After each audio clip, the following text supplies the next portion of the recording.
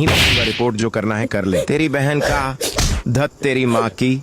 सुबह का समय था। सड़क के किनारे अब्दुल रहीम अपनी छोटी सी मटन की दुकान लगाए खड़े थे। उनकी दो बेटियां थीं, आयशा और जोया। दोनों देश की सेवा में लगी हुई थीं। आयशा इंडियन आर्मी में ऑफिसर थी और जोया जिले की डिस्ट्रिक्ट मैजिस्ट्रेट डीएम थी। लेकिन दोनों को जरा भी अंदाजा नहीं था कि उनके अब्बा किस हाल में जिंदगी काट रहे हैं। अब्दुल रहीम चुपचाप मटन काट रहे थे। तभी अचानक पुलिस की जीप आकर ठीक उनके सामने रुकी। जीप से उतरा इंस्पेक्टर राकेश शर्मा, चेहरे पर घमंड, आंखों में अकड़। इंस्पेक्टर चिल्लाया, अबे ओए, किसने कहा तुझे यहाँ दुकान लगाने को? अंधा है क्या? पूरी सड़क घेर के बैठा है। अब्दुल रहीम ने धीमी आवाज में कहा, साहब रोज यहीं लगाता हूँ, किसी को कभी दिक्कत नहीं हुई। इंस्पेक्टर और भड़क गया। बकवास मत कर, ये तेरे बाप की सड़क है क्या? साला पूरा बाजार गंदा कर रखा है। इतना कहकर मटन के तख्ते पर जोरदार लात मार दी। मटन सड़क पर बिखर गया। खून और गोश्त चारों तरफ फैल गया। लोग रुक गए, भीड़ जमा हो गई, लेकिन बोलने वाला कोई नहीं था। इंस्पेक्टर और जोर से चिल्लाया, साले दिमाग नहीं है क्या? यहीं ट्रैफिक जाम कर देगा। सब उठा और दफा हो जाए यहाँ से, वरना अंदर कर दूंगा। अब्दुल रहीम चुप रहे। आंखों में आंसू आ गए, लेकिन जुबान बंद रखी। वह झुककर जमीन से मटन उठाने लगे। भीड़ में एक लड़का खड़ा था, सोशल मीडिया पर मशहूर होने का शौकीन। उसने झट से मोबाइल निकाला और बोला, रिकॉर्ड करो, देखो कैसे पुलिस वाला गरीब को पेल रहा है। इंस्पेक्टर ने देखा पर कुछ नहीं बोला, जैसे उसे कोई फर्क ही न पड़ता हो। कुछ लोग हंसने लगे। कोई बोला, छोड़ भाई, पुलिस से कौन भिड़े। अब्दुल रहीम के मन में बस एक ही बात चल रही थी, या अल्लाह, अगर मेरी बेटियों को ये बात पता चल गई तो तूफान आ जाएगा। काश यह बात उन तक कभी न पहुंचे। वह मटन समेटकर चुपचाप दुकान बंद कर घर की ओर चल पड़े। उस लड़के ने घर जाकर वीडियो सोशल मीडिया पर डाल दिया। कैप्शन लिखा, इस आदमी की कोई गलती नहीं थी, फिर भी इंस्पेक्टर ने इसका मटन गिरा दिया और सबके सामने बेइज्जत किया। क्या यही कानून है? वीडियो आग की तरह फैल गया। हजारों कमेंट, शेयर और गालियां, सब इंस्पेक्टर के खिलाफ। कुछ ही देर में यह वीडियो आर्मी ऑफिसर आयशा के मोबाइल पर पहुंचा। वीडियो देखते ही उसका खून खौल उठा, आंखें लाल हो गईं। ये मेरे अब्बा के साथ किया है? किसकी इतनी हिम्मत हो गई? उसने तुरंत वीडियो डीएम जोया को भेज दिया। जोया ने वीडियो देखा तो कुर्सी से उठ खड़ी हुई, आंखों में आंसू, आवाज कांप रही थी। हम इतनी बड़ी कुर्सी पर बैठे हैं और हमारे अब्बा सड़क पर जलील हो रहे हैं। अगर आज अम्मी होती ना तो ये दिन देखना ही ना पड़ता। गुस्से में बोली, मैं उस इंस्पेक्टर को छोड़ूंगी नहीं। बहुत हो गया सिस्टम का घमंड। आयशा ने तुरंत फोन किया, जोया तू वहीं रह, मैं घर जा रही हूँ। जोया भड़क गई, नहीं दीदी, मैं भी चलूंगी। अब्बा के साथ जो हुआ मैं सहन नहीं कर सकती। आयशा ने सख्ती से कहा, तू डीएम है, भावनाओं में आकर गलती कर बैठेगी। मैं सब संभाल लूंगी। काफी बहस के बाद जोया मान गई। ठीक है, पर अब्बा को अकेला मत छोड़ना। आयशा ने वर्दी उतारी, सादा सलवार सूट पहना, सिर पर दुपट्टा लिया। अब वह एकदम गांव की सीधी सादी लड़की लग रही थी। बस से सफर करके कुछ ही घंटों में घर पहुंच गई। उसने दरवाजा खटखटाया। अंदर से आवाज आई, कौन है? अब्बा, मैं हूँ आयशा। आवाज सुनते ही अब्दुल रहीम के हाथ कांप गए। दिल जोर जोर से धड़कने लगा। दरवाजा खुलते ही बाप बेटी एक दूसरे से लिपट गए, जैसे बरसों का दर्द एक पल में बाहर आ गया हो। अब्दुल रहीम ने पूछा, जोया नहीं आई? आयशा बोली, नहीं अब्बा, मैंने मना कर दिया। आप पहले बैठिए। रसोई में जाकर देखा तो अब्बा चुपचाप रोटियां बना रहे थे। आयशा की आवाज भर आई, अब्बा, अब आप ये सब नहीं करोगे। अब आप हमारे साथ रहोगे। अब्दुल रहीम ने कुछ नहीं कहा, बस बेटी के सिर पर प्यार से हाथ रख दिया। और शहर के किसी कोने में इंस्पेक्टर राकेश शर्मा को अब तक यह अंदाजा भी नहीं था कि जिसे उसने सड़क का कीड़ा समझा था, वह देश की सबसे ताकतवर बेटियों का बाप है। अब्बा, बाजार में जो हुआ, आपने मुझे यह बात क्यों नहीं बताई? अब्दुल रहीम ने नजरें झुका लीं। धीमी और डरी हुई आवाज में बोले, बेटा छोड़ो ना, पुलिस वाले हैं, दो चार बातें कह दी तो क्या हो गया? आयशा का गुस्सा फूट पड़ा। फर्क पड़ता है अब्बा, बहुत बड़ा फर्क पड़ता है। उसने कानून के खिलाफ काम किया है और मैं उस इंस्पेक्टर को सस्पेंड करवा कर ही मानूंगी। उसे समझ आना चाहिए कि कानून क्या होता है। अब्दुल रहीम घबरा गए। अरे बेटी रहने दो, फालतू का पंगा क्यों लेना? गरीब आदमी की कौन सुनता है? आयशा ने सख्त लहजे में कहा, अब आप चुप रहिए अब्बा, आपको कुछ बोलने की जरूरत नहीं है। मैं जानती हूँ मुझे क्या करना है। उसने जो किया है उसकी सजा उसे जरूर मिलेगी। इतना कहकर आयशा ने लाल रंग की साड़ी निकाली, बिल्कुल सादी, जैसे किसी गांव की सीधी सादी लड़की। न सजावट न घमंड, बस आंखों में आग और चेहरे पर ठहराव। और वह सीधे थाने की ओर निकल पड़ी। यह वही थाना था जहां इंस्पेक्टर राकेश शर्मा तैनात था। थाने में घुसते ही उसने देखा इंस्पेक्टर मौजूद नहीं था, सिर्फ दो हवलदार और एसएचओ संदीप सिंह कुर्सियों पर पसरे बैठे थे। आयशा सीधे संदीप सिंह के पास पहुंची और बोली, मुझे इंस्पेक्टर राकेश शर्मा के खिलाफ रिपोर्ट दर्ज करानी है। संदीप सिंह चौंक गया। इंस्पेक्टर के खिलाफ? तुम कौन हो और किस बात की रिपोर्ट? आयशा ने कहा। उसने मेरे अब्बा के साथ सड़क पर बदतमीजी की, मटन गिराया, गालियां दी और सबके सामने अपमानित किया। मैं चाहती हूँ कि उसके खिलाफ कड़ी से कड़ी कार्रवाई हो। संदीप सिंह हंस पड़ा। अच्छा, तो तुम उस बूढ़े कसाई की बेटी हो? सुन लो लड़की, हम अपने इंस्पेक्टर के खिलाफ रिपोर्ट नहीं लिखते।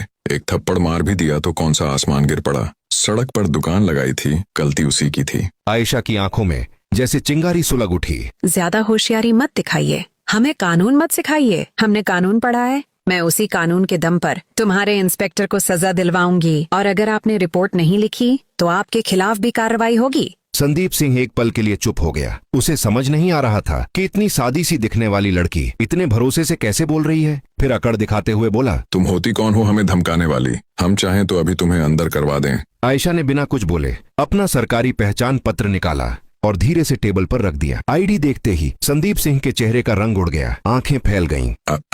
आप तो आर्मी ऑफिसर हैं? घबराकर बोला। सॉरी मैडम, गलती हो गई। बताइए क्या प्रक्रिया अपनानी है? आयशा ने कहा। इस थाने की हालत बहुत खराब है। यहाँ कानून सिर्फ वर्दी वालों के लिए चलता है, आम आदमी के लिए नहीं। और सॉरी बोल देने से मामला खत्म नहीं होता। अब यह शिकायत सीधे ऊपर तक जाएगी, तुम्हारे खिलाफ भी और तुम्हारे इंस्पेक्टर के खिलाफ भी। उसी वक्त थाने का दरवाजा खुला। इंस्पेक्टर राकेश शर्मा अंदर दाखिल हुआ। आयशा को देखकर हल्की मुस्कान के साथ बोला, अरे तुम, क्या बात है, यहाँ क्या काम है?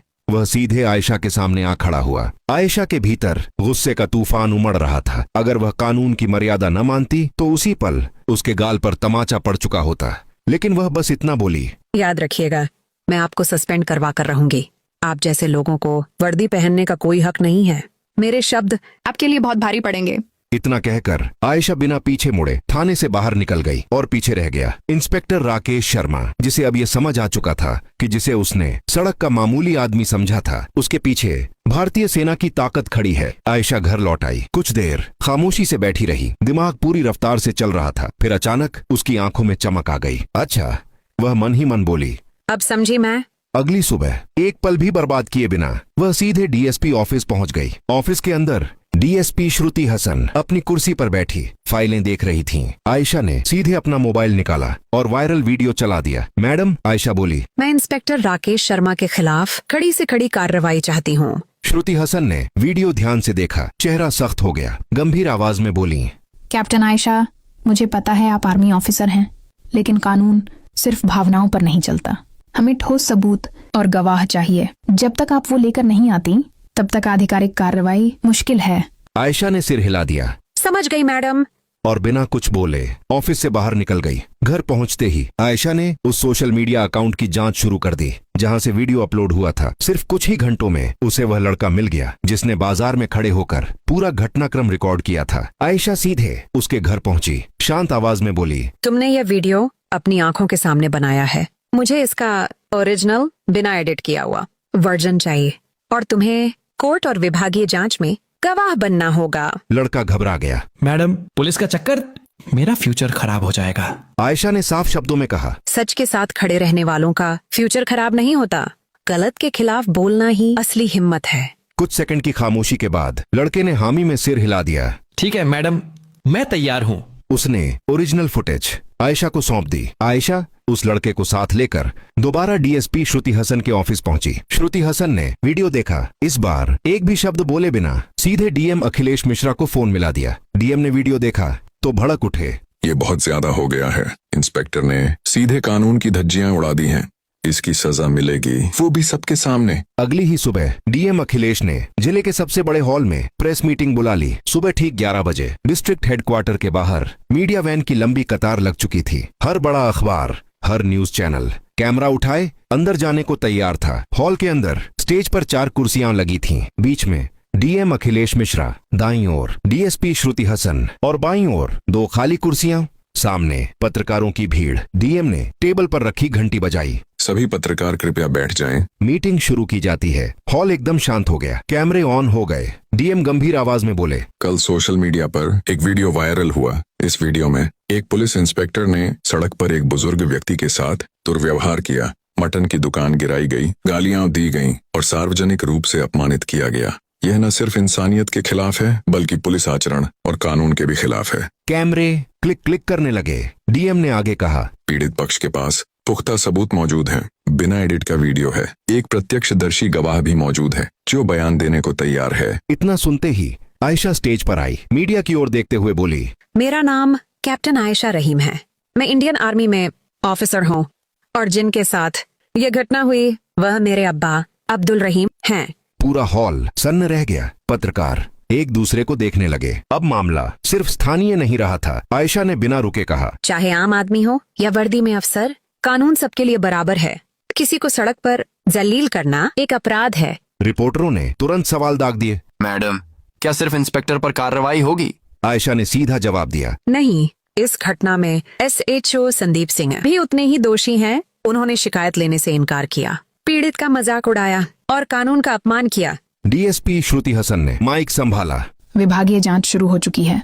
मामले की गंभीरता और सबूतों को देखते हुए मैं सिफारिश करती हूँ कि दोनों अफसरों को तुरंत सस्पेंड किया जाए ताकि जांच निष्पक्ष हो सके। डीएम अखिलेश ने सिर हिलाया और आधिकारिक आदेश पढ़ा। तत्काल प्रभाव से इंस्पेक्टर राकेश शर्मा और SHO संदीप सिंह को सस्पेंड किया जाता है। इस आदेश की प्रति पुलिस मुख्यालय और राज्य गृह मंत्रालय को भेजी जाएगी। हॉल में फुसफुसाहट फैल गई और कहीं किसी कोने में राकेश शर्मा को यह एहसास हो चुका था, गलत आदमी से पंगा ले लिया। इतनी तेज कार्रवाई, ये तो एक मिसाल बन गई। प्रेस कॉन्फ्रेंस खत्म होते ही जिलाधिकारी अखिलेश मिश्रा ने एक पल भी जाया नहीं किया। उन्होंने तुरंत जिला प्रशासन के विधि सलाहकार को बुलवा लिया। कड़े और स्पष्ट लहजे में बोले, मैं चाहता हूं कि पूरी प्रक्रिया 100% कानूनी दायरे में हो, कहीं कोई कमी न रहे, कोई भी कानूनी छेद न बचे। तुरंत नोटिस का मसौदा तैयार कीजिए और सस्पेंड आदेश जारी करिए। विधि सलाहकार ने फाइल खोलते हुए कहा, सर, सबसे पहले हमें चार्जशीट तैयार करनी होगी। इसमें भारतीय दंड संहिता की संबंधित धाराएं और पुलिस अधिनियम के तहत की गई गंभीर लापरवाहियां दर्ज होंगी। इसके बाद विभागीय जांच समिति गठित की जाएगी। फिर एक क्षण रुककर बोले, लेकिन सर, निलंबन आदेश तुरंत लागू किया जा सकता है ताकि आरोपी जांच को प्रभावित न कर सके। जिलाधिकारी ने बिना देर किए सिर हिलाया। ठीक ही, अभी इसी वक्त काम शुरू हो जाना चाहिए। और महज 2 घंटे के भीतर इंस्पेक्टर राकेश शर्मा और SHO संदीप सिंह का निलंबन आदेश तैयार हो गया। उधर गांव में यह खबर आग की तरह फैल गई। बाजार में लोग एक दूसरे से कहते फिर रहे थे, सुना क्या, अब्दुल रहीम के साथ जो हुआ था अब उसका इंसाफ होने वाला है। कहते हैं उसकी बेटी आर्मी अफसर है, उसी ने पूरा सिस्टम हिला दिया। अब्दुल रहीम के घर के बाहर लोगों की भीड़ जमा हो गई। कोई हौसला बढ़ाने आया तो कोई बस तमाशा देखने। अब्दुल रहीम बार बार बस यही कहते रहे, मुझे बदला नहीं चाहिए था, मुझे तो बस इज्जत चाहिए थी। फिर भरी आंखों से बोले, लेकिन मेरी बेटियां आग हैं, वो अन्याय सहना जानती ही नहीं। जब निलंबन आदेश थाने पहुंचा तो पूरे स्टाफ में हड़कंप मच गया। एक सिपाही ने धीरे से कहा, भाई, लड़की ने सच में कर दिखाया। हमने तो कभी सोचा भी नहीं था कि बात डीएम तक पहुंच जाएगी। इंस्पेक्टर राकेश शर्मा और SHO संदीप सिंह दोनों को बुलाया गया। सरकारी लहजे में आदेश पढ़कर सुनाया गया, आप दोनों को तत्काल प्रभाव से निलंबित किया जाता है। जांच पूरी होने तक आप किसी भी सरकारी पद, अधिकार या शक्ति का प्रयोग नहीं करेंगे।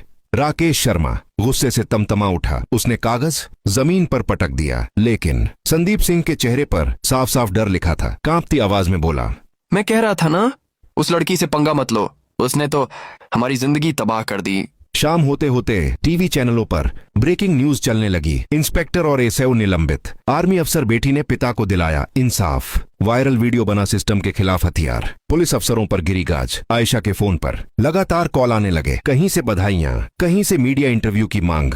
लेकिन आयशा हर जगह बस एक ही बात कहती रही, ये सिर्फ मेरे पिता का मामला नहीं था, ये उन सभी लोगों के लिए था जो चुपचाप अन्याय सह लेते हैं क्योंकि उनकी आवाज सुनने वाला कोई नहीं होता। एक सप्ताह बाद विभागीय जांच की रिपोर्ट आ गई। सबूतों और गवाहों के आधार पर दोनों अफसर दोषी पाए गए। रिपोर्ट में स्पष्ट लिखा था, इंस्पेक्टर राकेश शर्मा ने अपने पद का दुरुपयोग किया, अनुशासन भंग किया और जनता के साथ अमर्यादित व्यवहार किया। SHO संदीप सिंह ने शिकायत दर्ज करने से इनकार किया और अपने कर्तव्य की अवहेलना की। कुछ ही घंटों में राज्य पुलिस मुख्यालय से अंतिम आदेश आ गया। दोनों अफसरों को सेवा से बर्खास्त किया जाता है, साथ ही उनके खिलाफ आपराधिक मुकदमा दर्ज किया जाएगा। जब यह खबर अब्दुल रहीम के घर पहुंची तो आयशा ने सिर्फ इतना कहा, अब्बा, ये जीत सिर्फ हमारी नहीं है, ये हर उस इंसान की जीत है जो अन्याय के खिलाफ खड़ा होने की हिम्मत करता है। अब्दुल रहीम ने आंसुओं के साथ मुस्कुराते हुए बेटी को गले लगा लिया। तुमने सिर्फ मेरा नहीं, पूरे गांव का सिर